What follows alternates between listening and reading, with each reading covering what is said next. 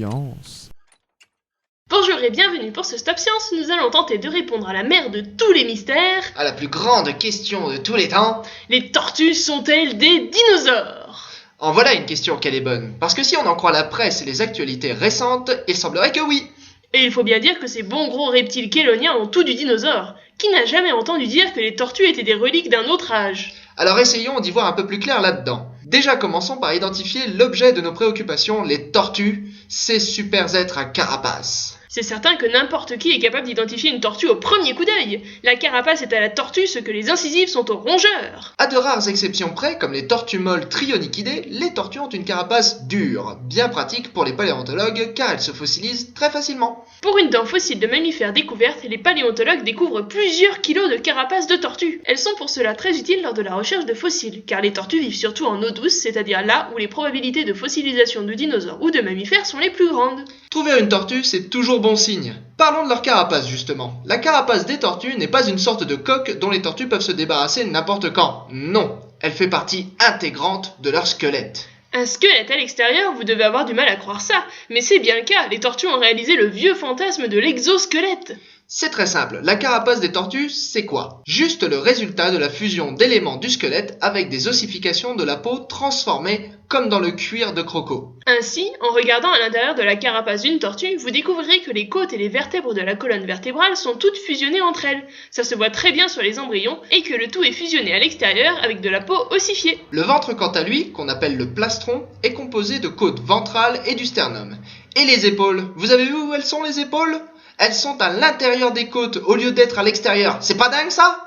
Bah en même temps, comment tu veux qu'elle rentre la tête et les bras si les épaules sont collées à l'extérieur? Bref, pour vous la faire courte, la carapace de tortue, ce sont les os de la cage thoracique et de leur abdomen, tous fusionnés. Et quand on y réfléchit bien, si la cage thoracique des tortues a évolué en carapace, bien c'est que quelque part dans le passé, il y a 300 millions d'années, a dû exister une tortue avec un thorax non modifié, une tortue avec les épaules au bon endroit et sans carapace. Pouvez-vous imaginer cela une seconde? Ce serait un peu comme un éléphant sans trompe. Ah bah tiens, c'est un bon exemple ça. Quand on remonte assez loin dans le temps, on en trouve des éléphants fossiles pas plus gros qu'un renard et qui ne portent pas de trompe. Et ils ne vivaient qu'il y a 50 millions d'années. Maintenant, il faut vous imaginer que les tortues sont apparues il n'y a pas 50, il n'y a pas 100, ni encore moins 200, mais il y a au moins 300 millions d'années. C'est 50 millions d'années avant les premiers dinosaures. Imaginez seulement à quoi les tortues pouvaient bien ressembler à cette époque.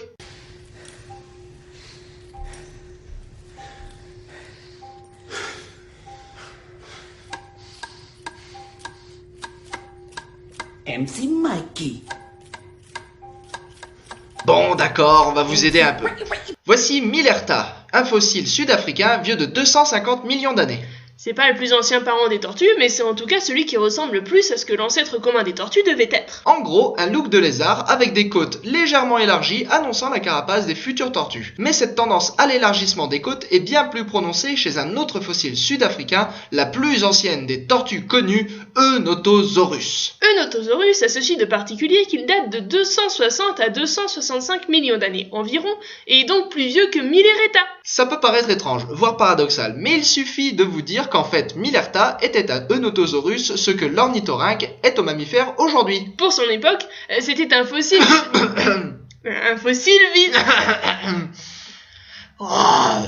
Bon, le dernier représentant d'une branche ayant divergé tôt dans l'arbre évolutif des tortues. Ça te va comme ça? C'est mieux, oui. Chez Eunotosaurus, la partie thoraco-abdominale est fortement différenciée du reste du corps, et les côtes, très élargies, convergent vers l'extérieur où elles fusionnent partiellement. Bref, Eunotosaurus a déjà le profil d'une tortue. Ou en tout cas une belle amorce. C'est d'autant plus vrai qu'Eunotosaurus possédait aussi des tubercules sur la tête, sorte de véritables pivots pour l'insertion des cornes qui caractérisaient les premières tortues. Bien qu'on les représente occasionnellement comme des êtres aquatiques ou semi-aquatiques, Eunotosaurus et Millerta étaient plus vraisemblablement de tout petits herbivores terrestres. Mais ça va changer au Trias, il y a 210 millions d'années. Fini les ébauches de tortues, cette fois c'est du lourd, c'est du massif, des vertèbres et des côtes totalement fusionnées, auxquelles s'ajoutent des ossifications dermiques et des épines formées par ces écailles ossifiées, une tête massive et cornue, une queue en masse d'armes aux pointes acérées, retrouvée dans des gisements partout à travers le monde. Elle représente le premier véritable grand succès des êtres à carapace. Il s'agit de...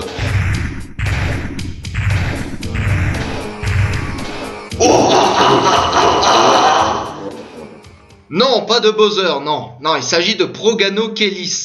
Plus de 150 millions d'années avant les ankylosaures, elle a littéralement inventé la stratégie de la forteresse vivante. Mais attention, sa carapace est une vraie carapace de tortue, principalement en os. Pas une armure faite uniquement de la peau ossifiée comme chez les dinos. Proganochelis, comme les tortues d'aujourd'hui, avait une carapace complète, ses épaules se trouvant déjà à l'intérieur.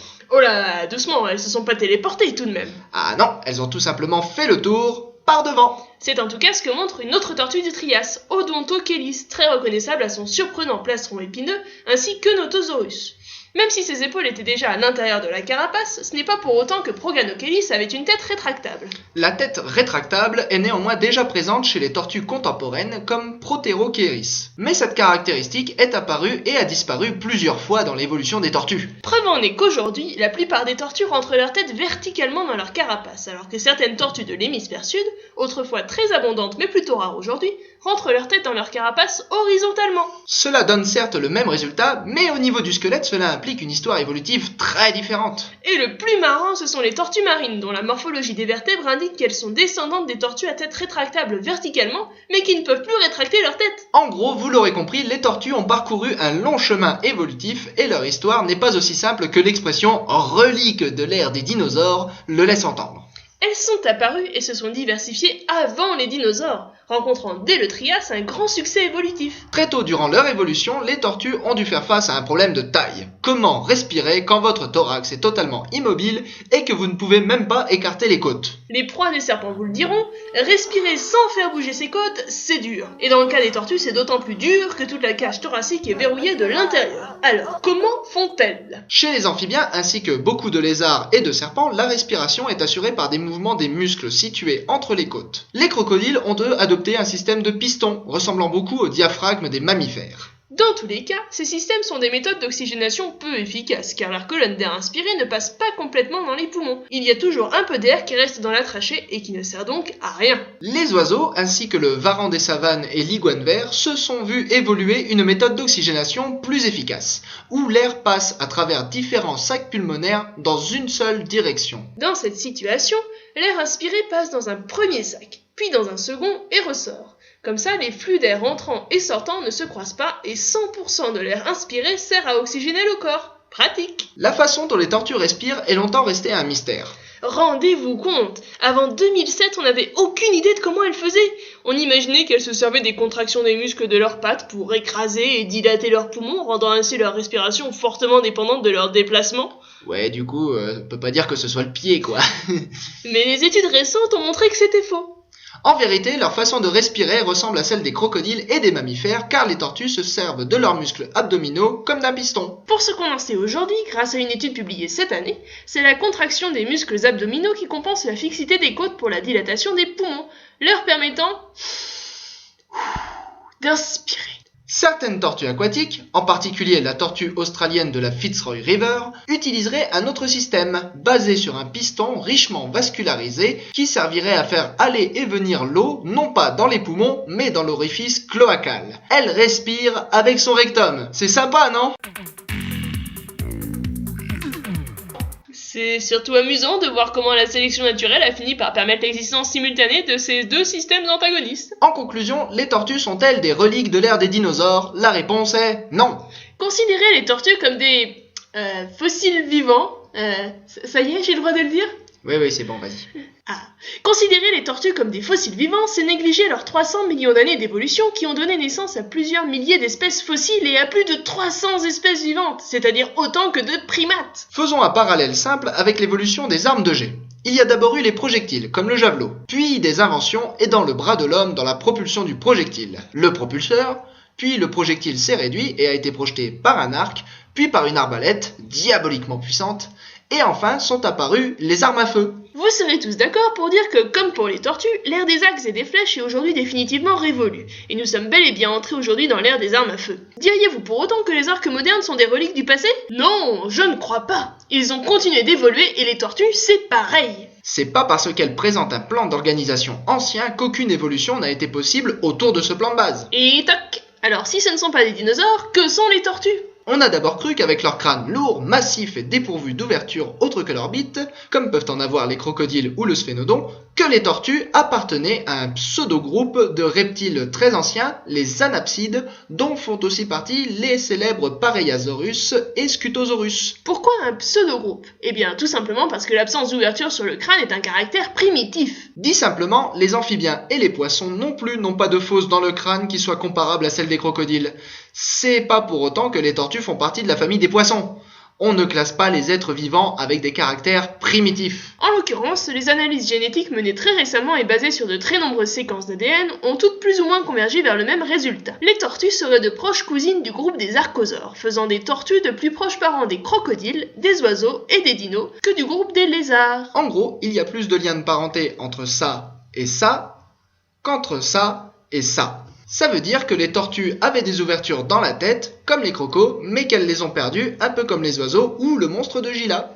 On ne le dira jamais assez, mais les tortues ont tellement évolué depuis leur début qu'en fait, il n'y a plus grand chose dans leur anatomie qui rende encore compte de ce lointain lien de parenté avec les crocos et les oiseaux. À part peut-être l'existence d'un os unique en son genre, le latérosphénoïde qui ferme la boîte crânienne. Et les crocos, les oiseaux et les tortues se distinguent aussi des lézards et des serpents, car ce sont les seuls êtres écailleux à posséder des organes génitaux impairs.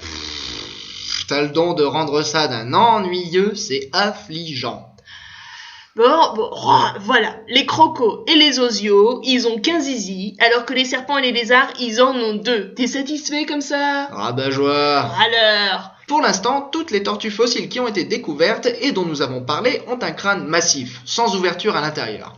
Mais si l'hypothèse d'une origine commune avec les oiseaux et les crocos est vraie, alors il reste encore à découvrir le précieux crâne de tortue qui sera percé de petits trous. ce Stop Science est terminé, merci de l'avoir suivi. On vous laisse plein de liens pour en savoir plus dans la description. Merci à tous.